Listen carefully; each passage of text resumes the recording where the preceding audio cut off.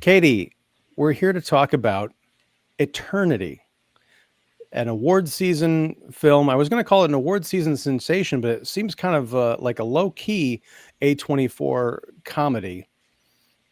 And you are really high on this movie, from what I Yes. gather. I am the exact opposite. I had several visceral reactions watching this film last night with my wife. She was in tears by the end of it, and so was I, but they were very different kinds of tears. Let's talk about it. First, I want to just kick off by saying, before we started recording, I had mentioned that I couldn't get another film out of my head while watching this movie. And you said, was it Defending Your Life? And I'm like, yes. Hmm. So that kind of tells me something because it seems like this movie is in the conversation with Defending Your Life, or Defending Your Life is in the conversation with this movie. They are very similar films, and I'm fine with people trying to remake something that's 35 years old next year. That's fine, but I'm not sure if this is the way to go about it. And I would imagine that you disagree vehemently. So let's get into it. Would you do me the honor, please, Miss Katie Glidewell of The Blonde in Front, of synopsizing Eternity? Well, I mean, I can do the IMDb really quick, which That's I'll do that. perfect. In an afterlife where souls have 1 week to decide where to spend eternity, Joan is faced with the impossible choice between the man she spent her life with, which is 65 years, and her first love that died 67 years ago, who died young and has waited decades for her to arrive. And that's it. The movie starts out with Joan and her husband. Larry. They have spent 65 plus years together. You see them as very old. It's Betty Buckley playing the older Joan, and which I loved because I haven't seen her in not too many things in forever. And Barry Primus as the older Larry. They have this curmudgeon like little curmudgeon little back and forth, which honestly it reminded me a lot of my parents. I love them to death. They're going on 60 years. It makes me like when I was bald last year, I think that was part of it from the way they talk with each other. Love them to death. Again, almost 60 plus years. But you know what? When you get to that point, there's a little bit of a time where it's like, I love you. I love you. And I know they love each other. But during a family gathering for the gender reveal of a baby, that Larry very, very strongly says that many people have died during gender reveals, which is very funny. He chokes on a nut, or no, he chokes on a pretzel and he dies. Not because of the gender reveal, he just happened to be there at the gender reveal. And then he wakes up in this little halfway station where, as the synopsis says, as it says, you have to wait a week to figure out which attorney you want to go to. He knows that Joan has cancer, so he wants to wait for her, but he doesn't know. And there he meets his afterlife counselor, Anna, who is Divine Joy Randolph, who is one of my choices for Best Supporting Actress this year. I love her to death. I love her as Anna.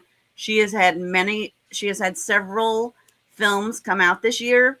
Some are on my worst lists. One definitely is on my worst list of the year. This one is not. And I got to say, every performance that she's in, even if the film is bad, she is outstanding. This is no exception. Love her to death. She guides Larry, and then a week goes by. Larry's about to choose his eternity. Joan dies. Joan arrives. Larry sees her. She sees Larry. They are reunited and they're going to go to eternity. And that's when Joan's first husband, Luke, who died in the war, which they very much have somewhat of a I got somewhat of a little bit of a Well, they really make sure that they don't give much credit to the Korean War in this film, which you know what I'm talking about. Well, They, I want to dig into that a bit more, but yes, there's um, it. The first joke is great, but yeah, then they keep doing it. I'm like, this is borderline disrespectful. yeah, it's very much, and I don't know if it's because it's like World War II is the Great War and all that stuff, and all that, but I know some people who are still alive that were in the Korean War, and it's a little bit like, wow, you guys really have something against the Korean War.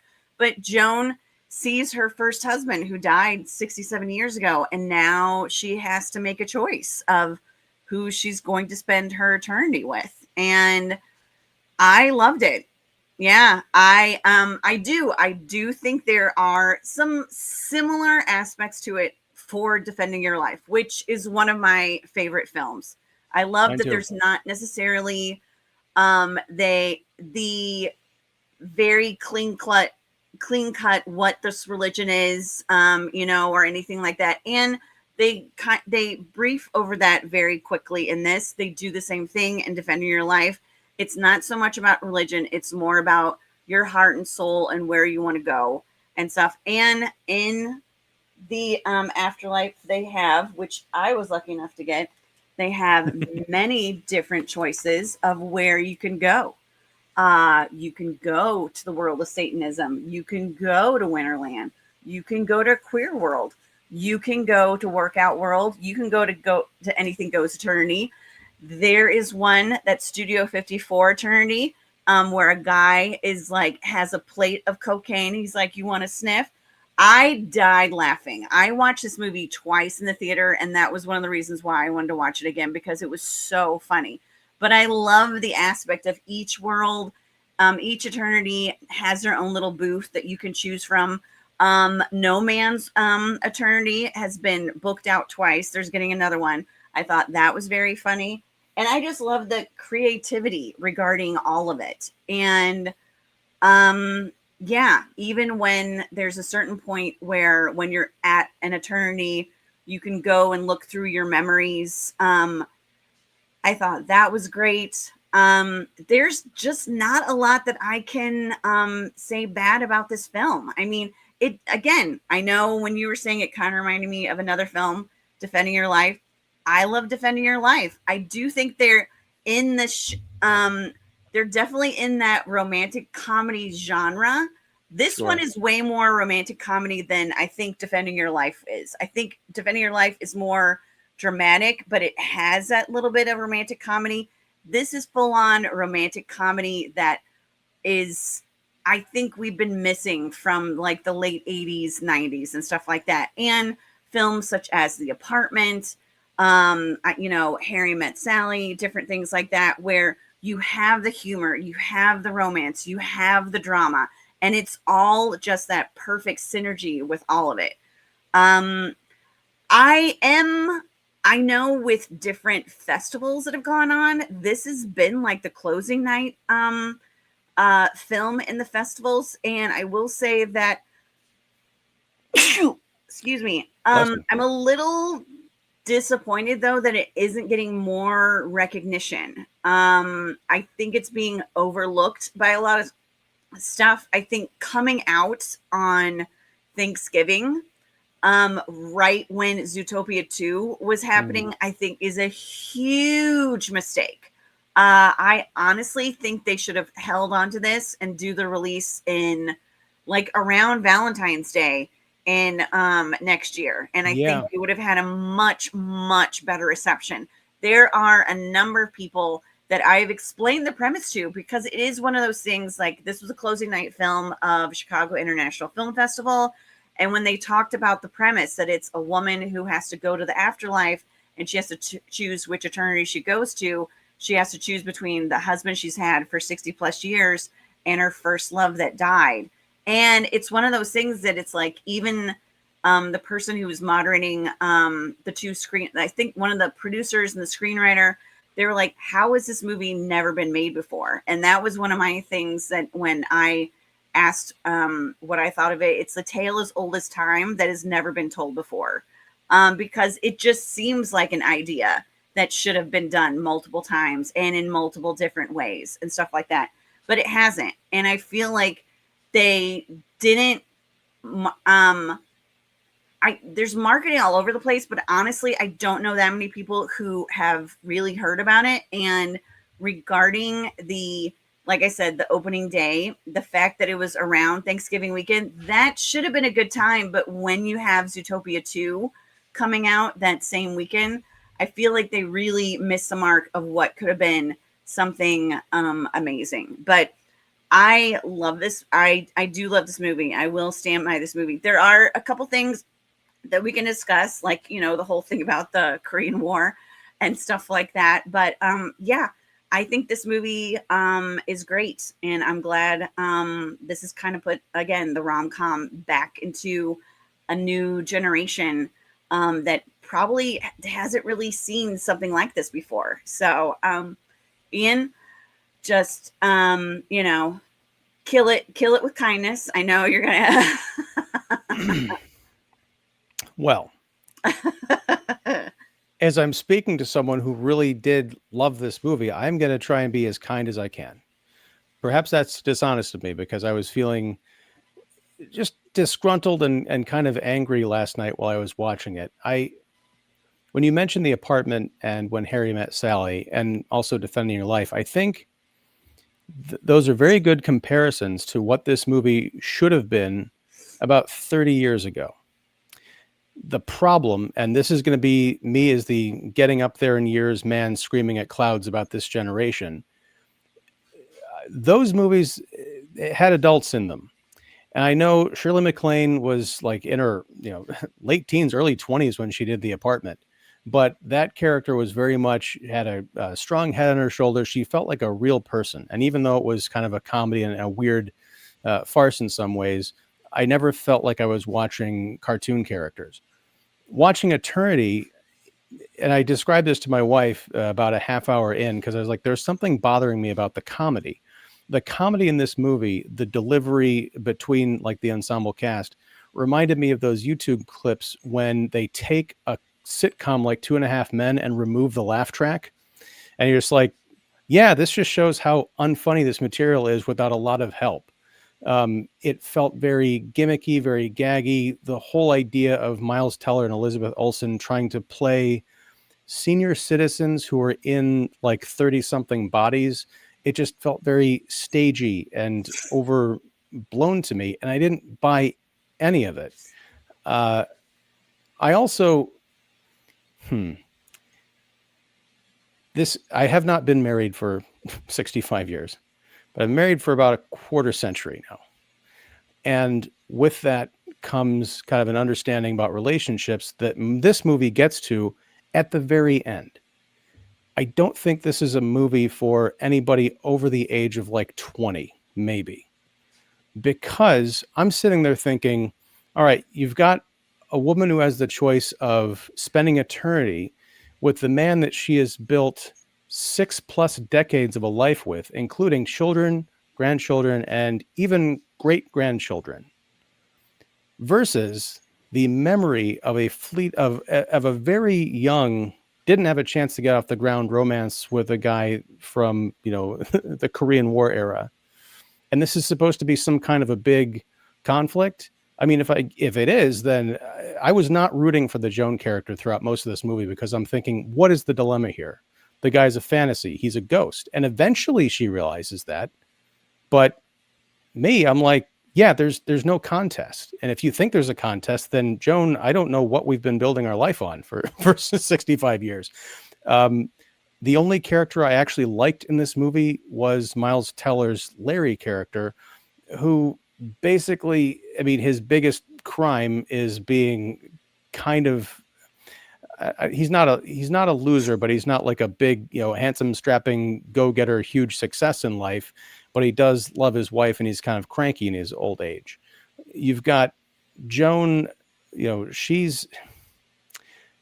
her relationship with Larry is, curmudgeonly, and that's what we get in the beginning. And we see some glimpses of that relationship when they go to the one of the halls where you can view scenes from your own life. and you see them meeting early on, and they're very much kind of smitten with each other, and it's charming. I just wish I could have seen more of the middle section of that life, because to your point, when you open up talking about your parents, you love them to death, but they kind of get on each other's nerves, and by extension get on your nerves. And that happens when you live with someone for decades. That burning, passionate sexual attraction evolves into powerful romantic love, into less possibly romantic love, to the bonding kind of parental love and familial love that is stronger than anything. But you also get into that friendship mode where you're like, okay, now we know a lot, maybe even everything about each other. We know each other's faults, but there's no way out. Like we're not splitting up. We're here to the end for all that entails. And you get to bickering and fighting, but at the end, you're always there for each other. Hopefully, Yeah. that's the romantic notion of marriage, and it's something that I aspire to. And Lord knows I've had my struggles in my own relationships, right? Everyone has kind of rough spots, but there's no doubt that's like, yeah, there's something in there, no matter what the argument, no matter what the kind of dry spell of like, this doesn't seem like we're getting along or whatever. There's always something there of like, yeah, but we are in this together. We've got each other's backs. And I didn't see any of that. Like once Joan sees Luke in the afterlife, and it doesn't help that the two afterlife coordinators are on Team Luke from the get-go because they're in love with the idea of love. I thought that was disgusting. Anna technically is Team Larry. I mean, she does sometimes understand the whole thing with Luke, but she's really trying to be on. She is Team Larry, like through and through. Except when she's not. I mean, there are times when she is cheerleading for the romantic entanglement of Joan and Luke. And if she was so on Team Larry, she would have told, I don't remember what Joan's coordinator's name was. Who was he? Ryan? Ryan, yeah, played by John Early. She would have told him, like, look, dude, no. I understand that your guy has been Mr. Sad Sack bartender here in the eternity waiting room for 65 years, but that's not the problem of either Joan or Larry. And on top of that, you could have gone to some interesting places. These story devices are used to create conflict, but they're never delved into, because it turns out that Luke has not exactly been faithful to the memory of Joan the entire time he's been bartending. He's had flings. I thought it was funny that he quote unquote looks at porn when he's got like some, like 1950s era. I don't even know if they were nudie pics. It's just like girls in bikinis, like up in a locker in his apartment. Yeah, that's the thing. They weren't nudie pics. They were basically bikini pics of women. I mean, it's not like it's like even Playboy or anything like that. Right.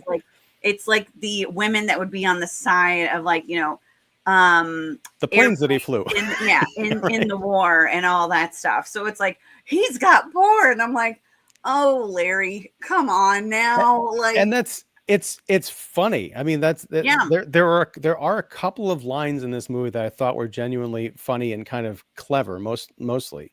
The first one was, and we'll kind of detour to the Korea thing in a minute, was the first Korea joke, because I don't remember exactly what the setup was, but Luke was talking about, how he died as a hero in the war. I died defending my country. And he's like, and I think Larry steps in with, it was Korea, buddy. Come on. or don't get so worked up about it or something. I wrote it down somewhere. It's like, well, if you find it, we'll think about, yeah.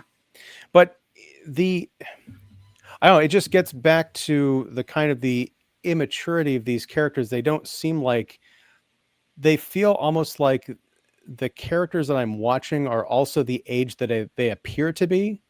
The only one who's got an excuse for that is Luke, but even he was 24 years old or whatever back in the 1950s. And he was a man. He was like going off to defend his country. Like it was that whole, greatest generation, the generations after. He was not kind of this soft, he wouldn't have been this kind of like soft idiot. With Larry and Joan, I didn't get the feeling that I was watching people who were like in their 80s, who had a world of experience and been through the relationships of like navigating what was going on with their kids and grandkids. And I'm sure they had their own kind of like experience with romantic entanglements, friends, family, what have you. You meet a lot of people during your life. You have a lot of experiences. I'm sorry, but uh, even if it was a marriage, I don't know how long they were together. It didn't sound like they were married very long. It didn't sound like they were even together very long. They weren't like childhood sweethearts, Luke and Joan. So I'm sorry, but it just seems weird that Joan couldn't get over someone who had died 65 years ago, especially when she'd had this giant full life with this other partner. I understand where Luke's coming from because he made his choice 65 years ago to stay in eternity and work as a bartender in the hopes that he would catch Joan when she was passing through. So he didn't get to have that big worldly experience of a life, or maybe he did. I don't know what his off hours are like in eternity, but the movie just asked too many questions that I don't think the creators were smart enough or interested enough to answer. And I didn't have any of those problems with the Defending Your Life because that is a movie that establishes its rules. The rules all make sense. It's a very simple story, possibly because it's only two characters, not a love triangle. But I also felt like I was watching Albert Brooks and Meryl Streep. They were, again, adults who had lived full lives up to the points when they died. And I didn't question, like, why are they acting like teenagers? This is weird. That's kind of my spiel on Eternity. There's a lot to get into, but I just kind of want to lay out my thesis there. Okay, so my thing with Joan and God, why am I blanking? Luke, right? Yeah, Joan and Luke. It is, I mean, during those times of war, especially in the 40s and 50s, people did, I feel like, fall in love quickly. Sure. Love quickly. And it's like there were no, it's like Joan says in the film, we didn't have kids, we didn't have this, we didn't have, the ups and downs. We only had the up, and then your down was that you died. And he waited 67 years. She she was married to Larry for 65. So right. It's not even, it's one of those things too, that it's like, it's not that she got over Luke, but she knew she had to move on because of the whole thing that it's like, during that time, if she didn't, get married and all that stuff, it's the whole like spinster shamed thing. And even if she's a young widow and people, but she fell for Larry. Larry fell for her, but it is the fact that Larry's the one, and we're going to talk about spoilers, right? Yeah. So it is the fact that when they arrive in,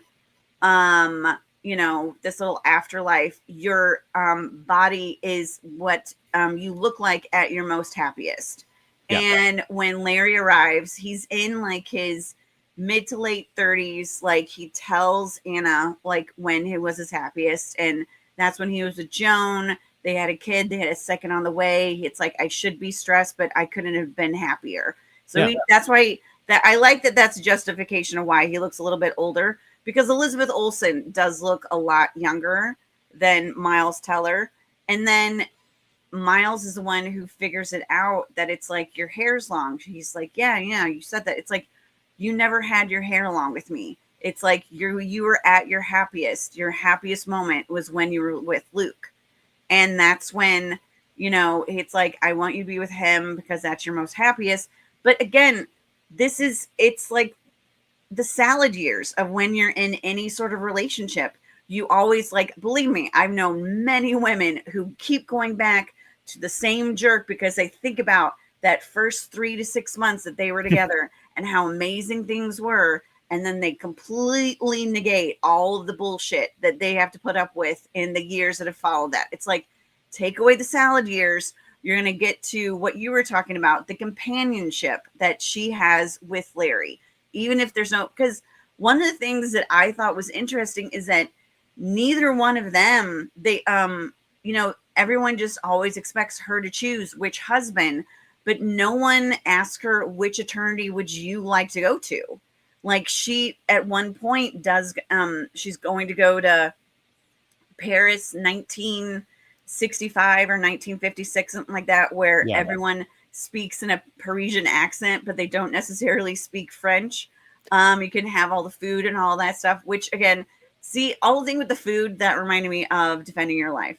Yeah. But I always thought it was interesting that no one really asked Joan like what eternity she would even want to go to until the end.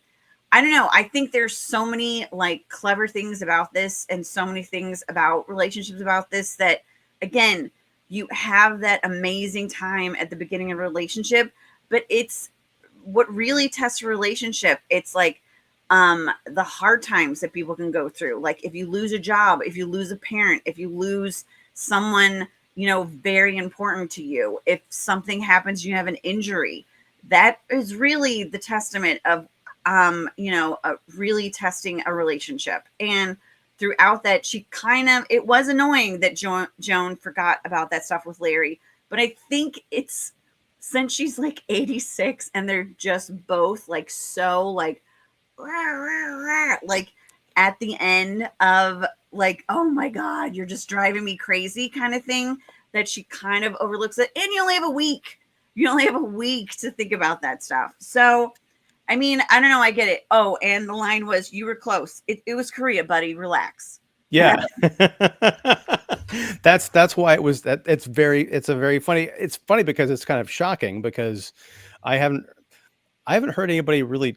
People don't really talk about the Korean War that much as like the big ones, aka the big one, and Yeah. World War II, Vietnam, Iraq, and all that stuff. Korea is kind of like the forgotten war, but they keep coming back to this, and it's Larry needling Luke about the war. And at a certain point, I was thinking this doesn't feel like a character. It feels like the screenwriters, like someone's got a bone up their butt about the Korean War, and that's fine. But to denigrate someone who served in it and actually died, I was like, no, just leave it at the one line and knock it off. Well, and that's the thing. I feel like that's because, it's the whole thing we talked about. It's like he slept with people since, after he died. And, it's like it's been 67 years, Larry. Like, I mean, look at the man. I'm surprised he only has that much. Like, if he only has that many numbers, good for him. Because I love the fact that it's like, he's younger.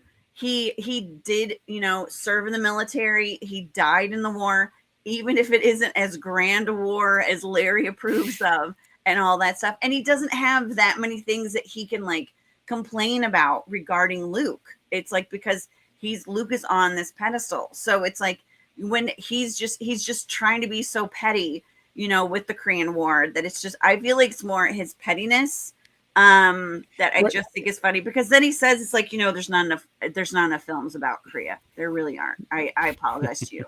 Well, that was during the kind of the drunken moment where they're sort of their odd bonding sequence, which was kind of funny. But I lost my train of thought. Darn it! It'll pull back into the station at some point. Oh, I know what it was. I think the reason Larry was pulling this out is because up until this point, Luke had made it seem as if he had been the guy who was making the ultra romantic sacrificial gesture of, I've waited for you for 65 years. And it's like, well, yeah, but it's not like you were just behind that bar the entire time. True. He was out kind of living a life. And I think this movie, actually could have benefited from an additional character, perhaps someone who knew Luke in eternity, who was also working in that place, who maybe fell for him. And it's like, maybe they developed kind of a relationship or a friendship. And then Luke announces, hey, I'm going off with my first wife. And she's like, well, where does that leave me? And perhaps that could have helped him understand what Larry and Joan were going through. I don't know. I get back to this idea of the adult perspective. Mm-hmm. Because Joan understands, and if we haven't set this up, I don't think we've talked about the void. So the idea is you have 1 week to choose your afterlife. You've got this whole suite of eternities, which most of them honestly sound like low-key hell, because there is such a thing as a party that never ends.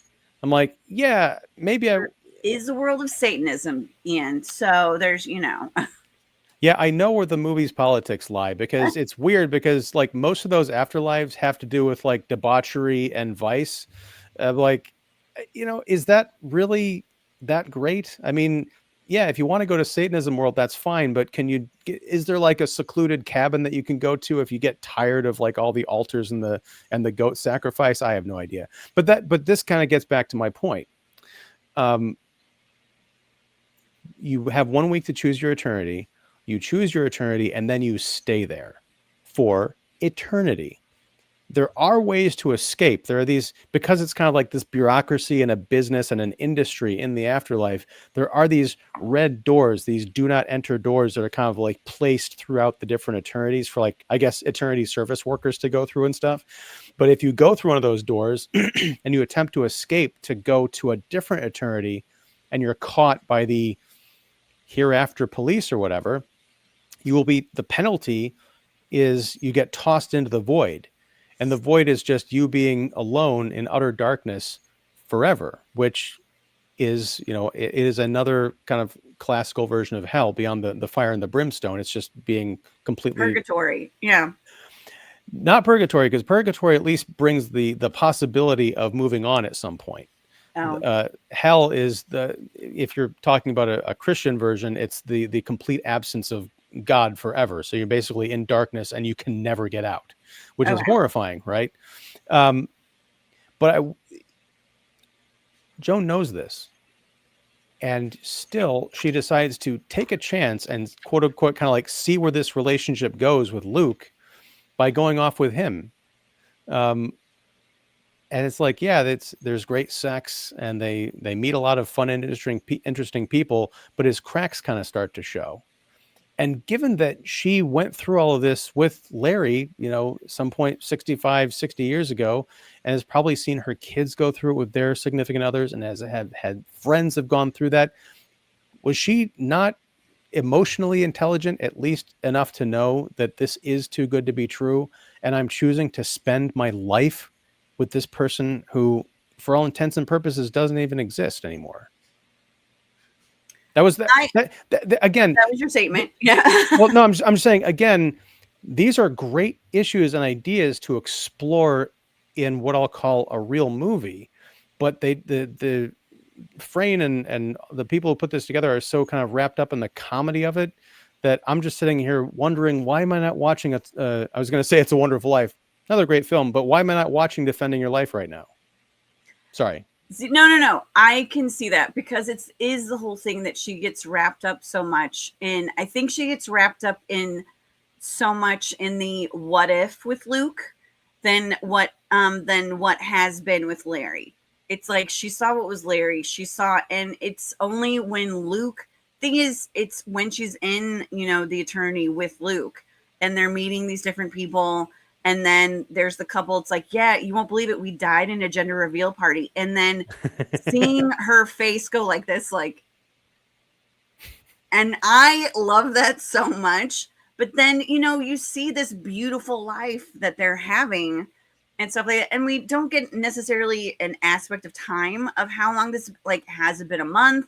Has it been a year? We don't really know. But I mean, it's just perfection from what it looks like. But at the same time, then, Joan says, it's like, when Luke's like, oh, do you want to meet these people? She's like, oh my God, if I have to meet one more person. He's like, well, what you could do is just keep complaining. And it's like, well, no, no one really does that. And thing is, that is something that Joan said to Larry. And now Luke is saying that to Joan. And she kind of laughs, because it's like, she realizes that as much as she thought she was different than Larry, that she and Larry have grown to be almost the same person, whether she realizes that or not. And it's like, and it's not Luke's fault that he is fantastic, because he is, and he is perfect, even though he says he's not. And she's like, and even she says, like, you are perfect. The thing is, I saw you as perfect, and I wanted that, but I realized I'm not perfect. And for me to like move on with this, like, I need to go back to the person who I was, not this person of who I thought I possibly could be, 67, 68 years before all of this. It's like, you could be 3 different people by then. I mean, there's all the stuff, but Luke always stayed the same. And whether she, when she met Larry, she was grieving. She found him. He obviously was smitten by her. He made her laugh, which is probably something she hadn't done in like a good year. Who knows? And she was like, hey, I've got this guy. He loves me. We can build this life together and stuff like that. But, you know, again, after decades, like, I mean, that's getting close to 100 years of marriage. Actually, it's put not it like I mean, that. Yeah. I know I may not be able to read, as we've established on Kicking the Seat. I can count. But it's closer to 100 years than not, because when you put it that way, I'm like, yeah, that's 65 years. Yeah, I mean, that is a long time. And it's just Larry never wanted anything new. Like when you see, and I think this goes into the whole thing, like with Joan and the long hair, that was when she was at her happiest. And for Larry, being with Joan for like 10 years or something, that was at his happiest. And I think that says a lot about where they were with their relationships of love. But it took the afterlife for Joan to really, I mean, she's always, it's never like, it's not like she was ever going to leave Larry, even though, as you were saying, when you go through, if you're in your eternity and you leave and you have to go through all these tunnels and different things and whatnot, and it shows you some of the worst moments of your life, like things you may not even realize that happen, like when you're a child, when you're a baby that you've completely forgotten, but it shows you these things. Like, and I like at one point there was a scene where she's with Larry and the baby, and they're fighting and stuff like that. But I'm kind of lost the point of my thing. But she, despite all that, she wants to go through and find him and be with him. And I like the fact that the ending wasn't like any big fireworks or anything like that. And I don't even think they even did like a giant kiss or anything like that, which usually in, you know, these rom-coms and stuff, that was, they just had this like, I want to be with you because you are my person and you always have, and you have been, and I'm a better version of myself with you than I am with anybody else. And I want to ask you about that ending, because I think it's very sweet, but I don't know if it makes any sense. I love that, because yeah, you're right. I don't think there was a kiss. We see them kind of like from behind walking. I think they're like holding hands or something. Yeah. Walking to like a suburban subdivision. I think they ended up settling on going to like Normal World or something like that. We saw a poster for it earlier on in Eternity. How did they get there? Because they at one point they're like kind of coming out of the darkness, and they've got like soot on them or something, and then they just walk into this eternity. But like, did they not get caught? I mean, this is what I was talking about, defending your life, kind of establishing rules in eternity. Was it the no men allowed eternity or something is all full up, or it's like double booked or something. So someone is keeping tabs on the populations of these places. Man Free World. That was it. Man Free World. Very cute. But they make such a big deal about not getting caught and the void being like a possible punishment, that I don't know how they were just able to do what they did and not have any kind of like repercussion or court scene or anything like that. There's like, oh, we're just here now. We're going to go off and live in suburb world. What did I miss? Well, you know, when Ryan took Joan into, I think they were in the area that had all the different booths with Eternity, and she felt overwhelmed, and he took her to an area that was closed, and it showed like it had the posters of the different Eternities that were in there. And one of them, I think, was Normal, that had just been under remodeling or something like that. And I think that's how they got there. Like Ryan helped them out and told them where to go, because no one would look for them there, because it was either closed or it was under reconstruction. So no one's really there anymore. Or it was, I know, because some of them, it's not that they were full. Some of them are full, but some of them have kind of like run their, they're like no longer fashionable or something. Yeah. Like that. Yeah. And that's the thing. And that's where they ended up going. It's the one, that's what I gathered. But where I remember that scene with Ryan, because it's interesting the idea of something that can be retired. There are some moments in this movie that actually there's a lot of moments in the movie, and we've kind of talked about them. There are cool ideas. I'm like, yeah, let's take that off of the poster and really do something with it. But my question is, I saw that scene with Ryan and Joan, but I didn't see anything to suggest that he would break the rules, especially to break the rules so that Joan could be with Larry to set them up in this other eternity. It seemed like there was a scene or maybe two missing from the end of this movie. Because like they go from reuniting to all of a sudden it's okay that they're sneaking into suburb world. They're not even sneaking, they're just walking into it. Well, I felt like when um who is it, when Joan comes back to the different comes back to the area where everybody is, and she sees Anna and Ryan, who obviously have been there who knows how many hundreds of years or how many years. They had a relationship, they broke up, and now they're back together. When Ryan like broke the rules for her then and like put the hat on, it's like told the cops to like go that way. That was one of those things like he understands. It's like, look, this is what love is. Like you could be separated, but then you know that it's like this is the person whoever you want to be with, that's who you want to be with. And once you get there, you just I'm quoting When Harry Met Sally. And now when you want to be with them, you want to spend the rest of your life with them. You don't want to waste another time. I'm like, why does that sound familiar? Oh yeah, because I'm quoting When Harry Met Sally.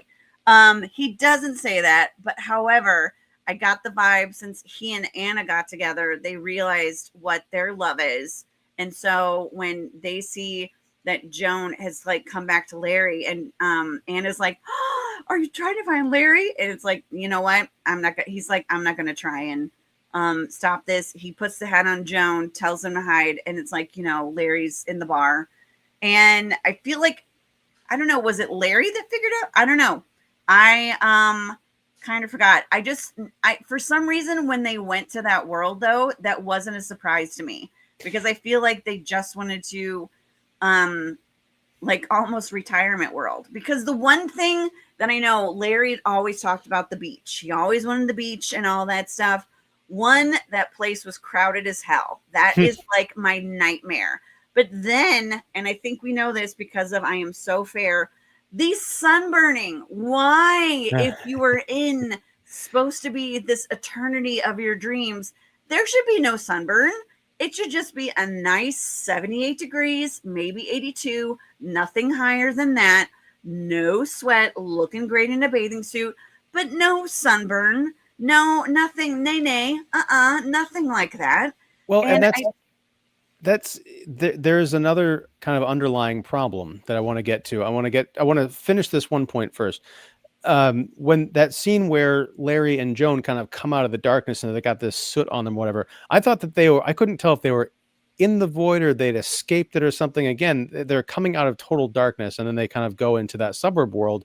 But I'm like, how did they get there? If Ryan and Anna broke the rules to allow them to go there, what are the repercussions for them? This is a highly bureaucratized kind of organization. Are they going to get punished? Again, the film kind of sets up, it just has things happen without it much in the way that a sitcom does. But I mean, I've been binging The Wizards of Waverly Place with my youngest on the Disney Channel, and that tween sitcom from 15 years ago has more of a sense of continuity and character than this entire movie. I'm sorry, but it also has the laugh track problem. So but I want to about no consequences. I mean, I don't know. I feel like there's a lot of things that don't have, like, I mean, the Dean Martin impersonator, helped Blue Eyes with his blue balls. I feel like there's no, I mean, it's like his consequences that, he gets punched by Luke. But other than that, it's like, why are you such an alcoholic? And like, why are you still there? Why aren't you in like, some Rat Pack world and stuff like that? I mean, I think there's going to be a number of like unanswered questions necessarily, but to me, that didn't take away from the true story of like being who you are in 23 and being who you are at 86 is such, wait, that's not right. Being who you are at 23 and being who you are at 89 is such a giant difference that you know, the youth, the beauty, that fire of passion of that person who then went away. I mean, you know, there's one thing that's one of the things about ghosting is that, and he didn't ghost. It's not like he went away on purpose. He died, and he makes sure to say that's like, I didn't leave on my own. I died. It's like, this Right. wasn't my choice. Like, you were my dream.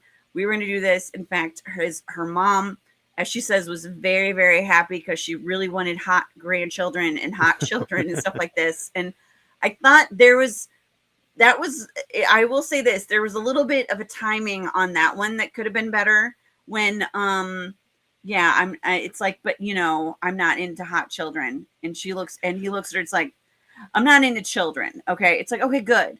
Okay, good. I feel like there should have been it would have been a better, because I laughed a little bit at that the first time, and the crowd that I was in laughed the first time. The second time that I was there, I'm like, yeah, this isn't getting the laugh that it should, because there's something wrong And you know why? in that. Well, Because I mean, no I one likes it because why? Because pedophilia is not a funny thing to laugh at. I don't know. well, it's like because I leaned over to my wife at that thing about, you know, I'm not into children, and I said, you know, who says they're not into children? She said people who are into children. Children, yeah. And I'm like, just cut it out. It's not funny. It's if you're gonna make that kind of joke in the middle of this movie that has no place for it, it better be a zinger. And this was just kind of like, hey, we're going to be edgy out of apropos of nothing.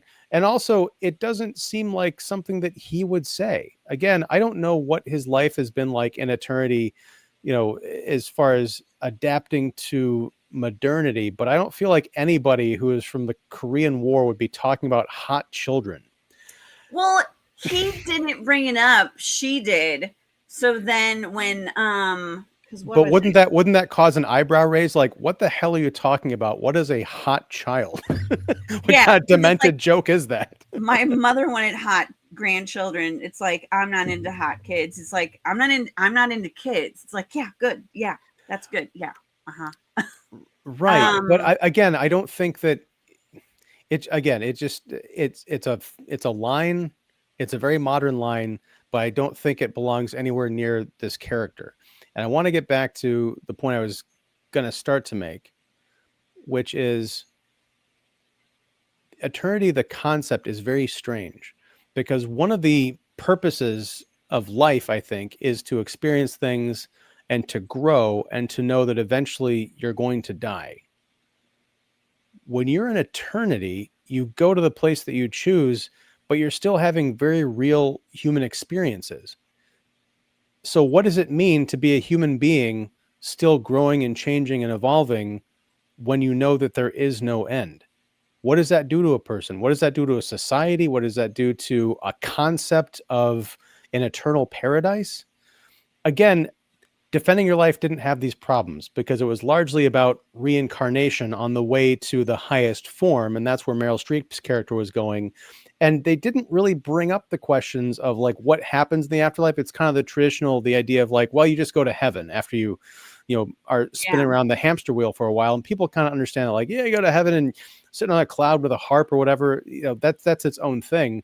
But this movie, in setting up all of these, I'm not going to call them logistics, but all these kind of concepts for the types of eternities you can go to, the fact that people are basically just living their lives in these eternities, raises way too many questions that, again, unless this movie is going to be about those things, I feel like you just don't bring them up. I think Albert Brooks should have been brought in to write this movie as, as a spiritual successor, no pun intended, to Defending Your Life. I think it would have been much, much stronger.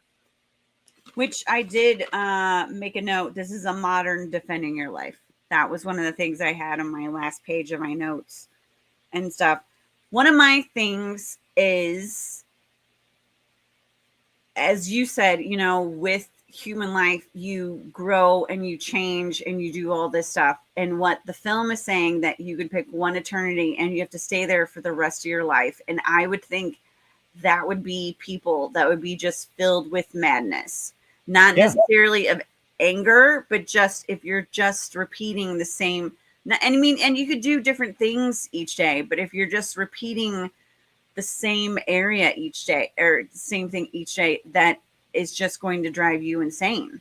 And I mean, I don't know, maybe that's one of the things why people stay together. That's one of the reasons why a lot of people grow apart, is because they can't handle that monotony and they need something different. I mean, I know for me, that's one of the reasons why I love living in Chicago, because I feel like there's something different you can do every single day of the week. Like a lot of people may say, it's like, oh, well, you go to screenings all the time. But it's like, I went to 2 screenings on this day. I went to a 4-hour thing, and then I met a director. I went to a pre-screening. I went to this. It's like different, busy, busy, busy, but different. And that's one of the things that it's like with this eternity, with this film, I feel like they're just like really squishing everything, all the possibilities that you can have out there, and limiting it to one thing. But I think that's what you need to do for this film, because if not, then it could be, I mean, why could, I think if this was 30-year-olds that had the same thing, and they went to the attorney, and one of them had someone that they were with 10 years before, and they're like, okay, I was in love with this person, but I'm also in love with you. You know what? We're just going to have a thruple. And I think that works out, and, everyone can be happy and all that stuff. And that works today in society. So I feel like, and that was one of the things that kind of suggested, in this film. It's like, what about a throuple? It's like, no, which I can understand why. I mean, if I was Larry and, I'm with this person for 65 years, no, I'm not going to share this with someone that it's like, I barely knew your name. I don't know who you are and all this stuff. But that's something that if this was a modern telling of this same tale, I think it would have been a much shorter film. And they would have been like, you know what? We're just going to be in a three-way or a threesome, this whole time. It's like, okay, and credits. Right, but even that poses its own problems, because you are spending eternity. If assuming you could be in a throuple in an eternity, I mean, I don't know what the success rate of thruples are, but I can imagine they're not very high as far as people making it to, say, Joan and Larry's age and still being like, yeah, it's cool. We're still, everything's great. Yeah, sorry, I've just got, my gosh, what is it? That polygamy show. Never mind. Oh, is it the one with Bill Paxton? No, it's the Browns that they've been on. Oh, the real one. Yeah.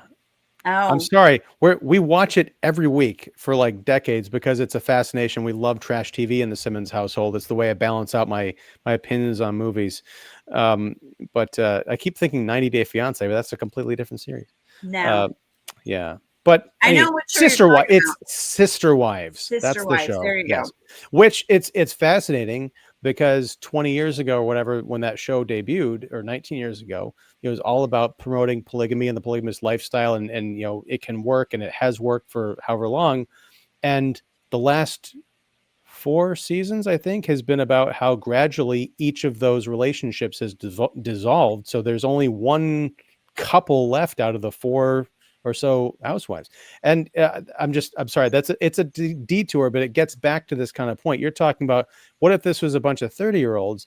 That could be a disaster too, because you're still figuring yourself out at 30. Yeah. And especially now when people are so kind of emotionally arrested and all this other stuff, it's a different stock than it was, say, during the Korean War and beforehand. All right. As far as maturity and adulthood and taking on responsibilities. And that's not a criticism of anyone. It's just kind of a reality of what we're looking at in terms of the story you're trying to tell. I want to get back to this idea of Larry loving the beach. And it was kind of funny. It didn't work out and everything, but he goes off to suburb land with Joan at the end. Do they have beaches in suburb land? Because that's kind of the thing. Like, is suburb land literally just a sprawling, endless series of like neighborhoods, like the little boxes kind of thing from Weeds, or like a lot of people do in the suburbs, can you go for a beach getaway somewhere? Is there a coast? Well, that's the thing. I feel like Larry always dreamed about going to the beach, and that would have been his ideal, but I don't ever think he actually went to the beach. And then being at the beach, it's like, oh, it's crowded. It's like kids throwing sand on me. It's like someone's going to step on my hand. This overweight, balloon belly guy, sorry, guy, it's like so sunburned and all that stuff. So it's like his dream was never a reality. And then when he gets to that reality, it's like, oh. And then even when it's like Joan wants to show him to like the memory thing so they can like walk through all their memories together, he's like, I don't know. There's such a line. It's like, okay, fine. And it's like she never tries to push him because she knows what the answer is going to be and all that stuff. And I feel like in the suburb lamb are where they were, it's like they say it's like it reminds them of where they used to live, and that's where they were happy, if not wanting to do different things. But let's be honest, when they tried to do different things, they would just each one of them complain about something. It was more that dream of wanting to do different things and stuff like that. They'd rather look at the picture than be on the beach. Very well put. My only counter to that is, am I really supposed to believe that Larry never got to the beach? He's like 89 years old and he's got great grandchildren. You'd be surprised. You would be surprised.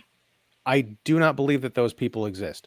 Suburbanite Americans who dream of going to the beach.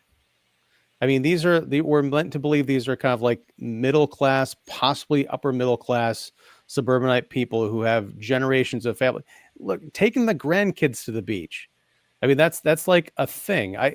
I'm not doubting that might be a reality they're trying to paint in this movie for this character. I'm doubting that such a person would exist, and that's perhaps why I can't find a way to relate to that premise. See, and on my relation with that, my parent, again, this reminds me of my parents. My parents always like drilled into my head, Hawaii is the best place in the world. Oh my gosh, you need to go to Hawaii, all that stuff. They never went to Hawaii until their 50th anniversary. And It was amazing. I mean, we were there for over a week. It was great. But when we got home, I remember my dad saying, he's like, it was great. But the fact is, it's like, we should have done this 20 years ago. It's like, I couldn't do all the things I wanted to do. I couldn't do, we couldn't walk around that much. Your mom's this, I'm this and all that.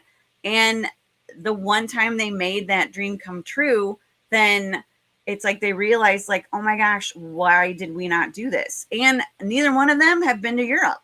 Neither one of them have been to like different parts of, and it's like there's different people that are like that. They have the dream of doing that and the poster and all that, but then sometimes in some ways it's like money gets in the way, timing gets in the way, kids get in the way. Maybe that's another thing. That's why I've always been like, F it, I'm going to do whatever I can because I've only have one life to live and I need to go out and explore it. And, I always advise everybody, it's like, do everything you can while you can still run. And I'm talking about running away from things that can happen. Who knows? This is a whole new world now. It's like. Well, I understand that, but there's a big difference between never having gone to Paris and never having gone to the beach. Unless you're living in like Montana or something. And these folks, I don't remember where this movie takes place, but it seemed like there would be a beach nearby or some states over. Am I to believe they never got on a plane? They never took a train somewhere? They never traveled? Maybe that's the case, but I need to know more about Larry and Joan before I'm like, okay, these are supposed to be just like everyday average people. But if they haven't done like these very basic things in their 89 years of walking around, I've got some questions. Now, it would have been interesting, I think, and more of a challenge if they'd said, "Hey, I've always wanted to go to the French Riviera. I hear the beaches there are better than the beaches here." And then that sequence is they go there like, "Oh, it's overcrowded. Oh, it's just like the beaches in America. It's overcrowded and it's people with sunburn. It's terrible. The fantasy is not real." I can buy that, and that's an escapist kind of a thing. But like, I've never been to the beach. No.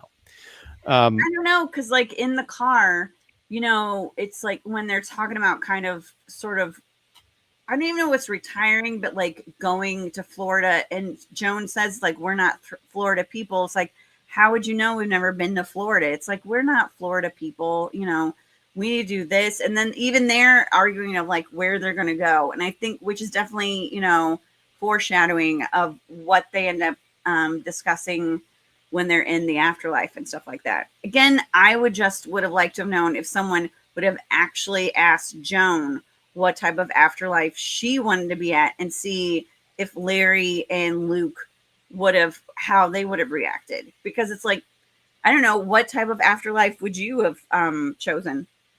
Me? Mm-hmm. I would have asked if there's an option D. I mean, because again, none of those seem appealing in terms of this. I don't like the concept of what this eternity movie paints as eternity, because as we've discussed, it's like you choose this one kind of novelty place or idea to spend the rest of eternity with. It's like, if, again, going back to the suburb idea, yeah, I like a nice quiet suburb, but is there the option to travel to the eternity version of France if I want to? Can I drive to the beach, or is it all just like the Edward Scissorhands, cartoonish endless landscape of suburban cutout houses? No, thank you. But is every eternity going to be kind of like that, where it's just that one thing replicated over and over again? Again, as I kind of open this conversation, all of these eternities sound like everybody is kind of destined to go to hell. They just don't know it yet. Which, hey, maybe that's also the premise for a movie. There you go. Maybe that's the whole point. It's like, yeah, you're going to choose this, and then we're going to see what you're going to end up doing to get you out of this eternity. It's like, I don't know. For me, I would love my eternity. I would love like I'm going to call it a date night eternity, sort of like in the mountains, but not too cold mountains. Like, I love that area that Luke was in. I love the landscape and all that stuff, but it's like, I would love a place where I could see movies. I could do different things you do on dates, and like all these different fun restaurants and stuff like that. So there's always something different that could be happening, although I'm alone. So I would, I might end up going into the void if I see a bunch of couples that are there doing that stuff. So it's like, okay, this is a bad choice for eternity. Or I just stay in the movie theaters all the time. Who knows? Again, that's what I'm choosing now. But then, later on, I could choose something else and say, I'm going to go to Amsterdam eternity, or, stuff like that. I mean, I don't know. It's just staying in one place for the rest of your life kind of is one of those things like, well, and that's again, the kind of the Christian idea of the afterlife of, going to heaven, is you're basically up there or wherever up, I don't know, worshiping God for eternity. But the whole idea is that you're kind of okay with that, because you've transcended the human need for anything except God. So that's ultimately my answer. But the fun kind of, for the sake of this conversation, answer, I still can't answer that, because if I'm in eternity with the same kind of mindset and ability to grow and love and experience things now, then I would want something that kind of replicates where I'm from, complete with the conflict and the nonsense and the problems and all that stuff, because that's what makes life interesting, challenging, but also interesting. Katie, when you were talking about earlier, you love living in Chicago because you go to screenings, and some people might think that's boring, whatever. Perhaps if their idea of what screenings are is just going to sit in a movie theater. But one of the things you and I experience as, members of like Chicago critics groups, is it's always kind of not like a party, but it's always a social thing. People gathering and sitting next to each other and hanging out after the movie and talking about it, making plans to go hang out afterwards. mm-hmm. It's a fun kind of a thing. And I think, to your point, if you're just by yourself, but there's like other couples around and stuff, that could be kind of weird. But I'd like to think that in any eternity, there is the option to go meet and hang out with cool people. And Yeah. also, to Joan's point, to just go off and be alone in the cabin for a few days, maybe catching up on some books and decompressing from the socializing, and then go out later. Which that again, I don't feel like she ever had that communication with Luke that Right. she has with Larry, where she could just be totally and openly honest with Larry, even to the point of like, oh my God, shut up. And with Luke, it was never like that, because I think if she had told Luke, like, look, you go and meet these people, that's great. I do want to just stay by the fire and not talk to anyone for 3 whole days, because I'm really sick of meeting all these new people and trying to memorize their names, because I don't want to memorize any. And it's, I mean, especially she's also at that different age. And I feel like internally, like with this film, whatever age you you die, no matter if it's young or old, internally you have that.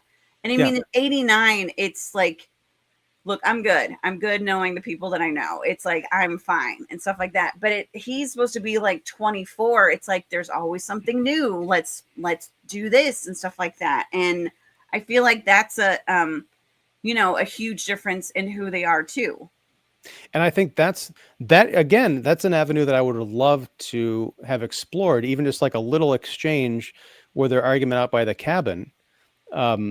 When he's like, let's go hang out with these people. She's like, if she had just said, I'd like to just like stay home for a couple of days and read a book or like watch the lake or something, he could have said something like, that's what old people do. Or you were never like this when we were together. And she was like, yeah, because I was, 22 and we loved going out and hanging out with everybody. I'm, 60, almost 70 years past that. I'm a different person now.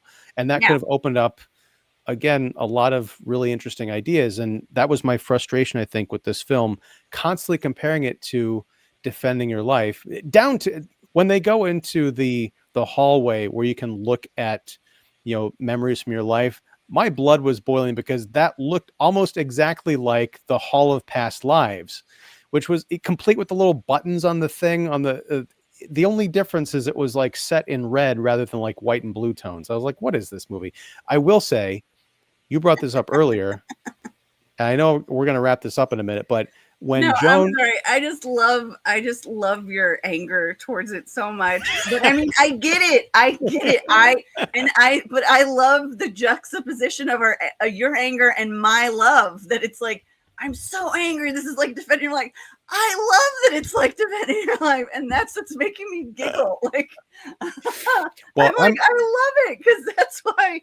And that's why I always love having these discussions with you, Ian.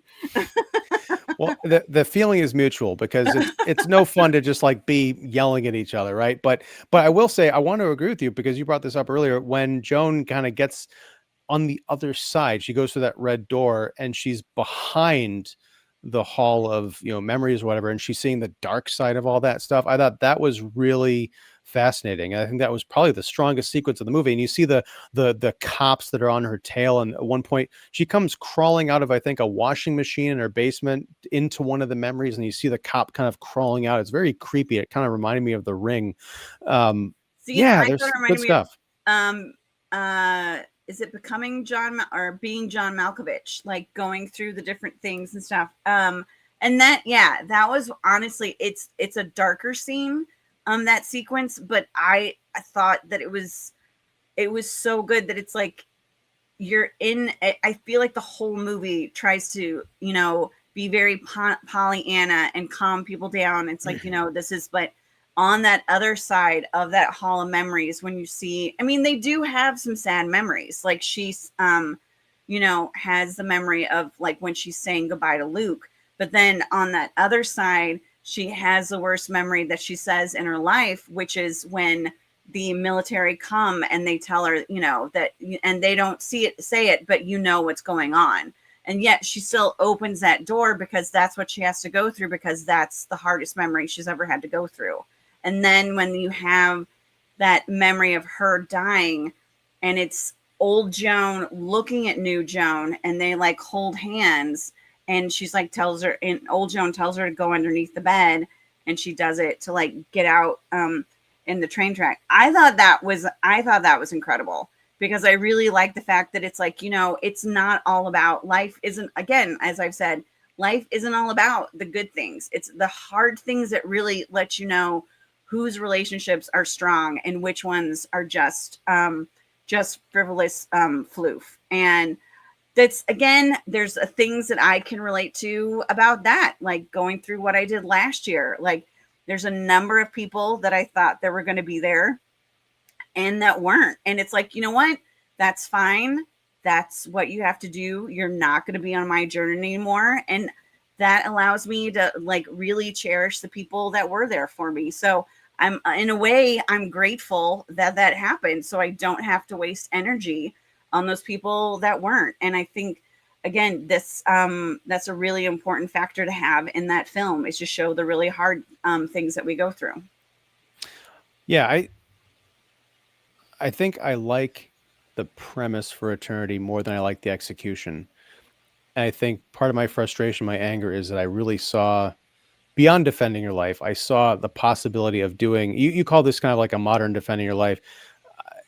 I agree that there are similarities enough to say that they're in the same kind of ballpark, but I feel like if, again, if Albert Brooks had taken this material, or you know, somebody else, and just taken the skeleton of what they wanted to say with this movie and really committed to something beyond the comedy, like if this had been more of a drama, more almost like a, not a horror film, but more towards what we see in that climactic scene with that chase through the kind of the dark hallway and the encounter with the older self, and less of like the guys rolling around the floor slapping each other and stuff. I'm like, oh, geez.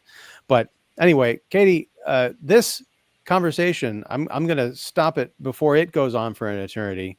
I would like to say thank you very much for suggesting that we talk about it, and for talking about it. Oh, okay.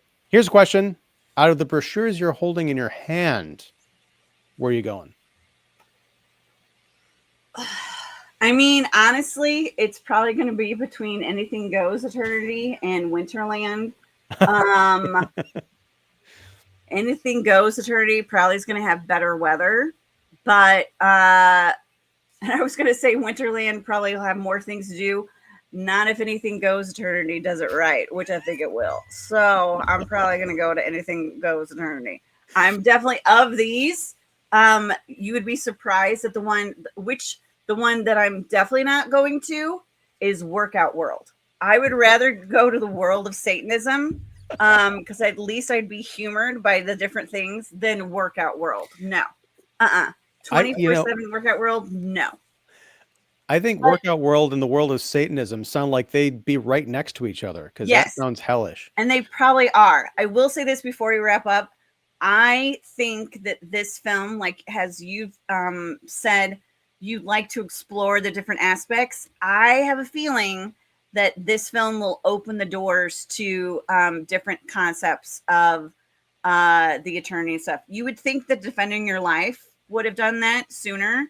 I kind of don't really think that it did, but I do feel like this one is going to go into different avenues regarding that. Because, I mean, you know, there's a pet world that they had. That would be great. I would also think that might smell a lot, but that's probably why I wouldn't go to Pet World. I would love it if somebody had a dog in some of those eternities. But again, you don't know until you get there. So it's one of those things, like, I don't think it's necessarily fair that you have to choose without trying it out. So there's that. But yeah, the film, thank you. I'm so glad you agreed to discuss this with me. well, I am too, honestly. I didn't care for it, but I love this conversation, and it also helped reaffirm all the things I love about Defending Your Life. So, Katie Glidewell, the blonde in front, thank you again. And folks, be sure and check out Katie's stuff. Information is down below, along with all the Earth's Mightiest Critics information. Katie, do you have anything you want to plug or advertise or talk about before we go? Go and see Script Tease, wherever you can find it. My short film that I am in, it recently played at the Chicago Shorts Film Festival and should be coming to some more festivals soon. So check that out. And yeah, follow my stuff on the Blonde in Front on YouTube, Instagram, Facebook and TikTok. And all of the times I'm talking with Ian and the crew on Kicking the Seat, on Film Obsessive, Movie Archer Reviews, on Postmortem Radio, and I just did Special Mark Productions. So yeah, I am vlogcasting all over, and I love it. And this is what this is my eternity. I would love to be vlogcasting with all of my favorites every single day. That would be my eternity. And that's not a bad way to spend a lot of time. I don't know about eternity, but a lot of time. I think that'd be really cool. All right. Well, thank you, Katie. Thank you out there for watching this. If you liked eternity, didn't like eternity, whatever, leave a comment down below. Let us know what you think. Which one of us is horribly misguided in our opinions? The answer is neither, because we both hashed it out. And yeah, I think I have appreciation for some of the aspects that I kind of had overlooked in this movie, but they also opened the door to more frustration as to how those ideas could have been built on more. So I'm going to double bind. Anyhow, everybody, thanks out there. Yeah, please like, subscribe, and all that business. Ring the bell for notifications. And until next time, whenever that is, whatever that is, thank you very much and take care.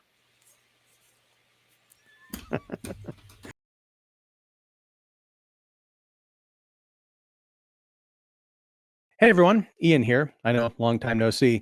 But if you like the video you just watched, feel free to subscribe to Kicking the Seat right here, and also check out the playlist and recommended video right here. Thanks for watching.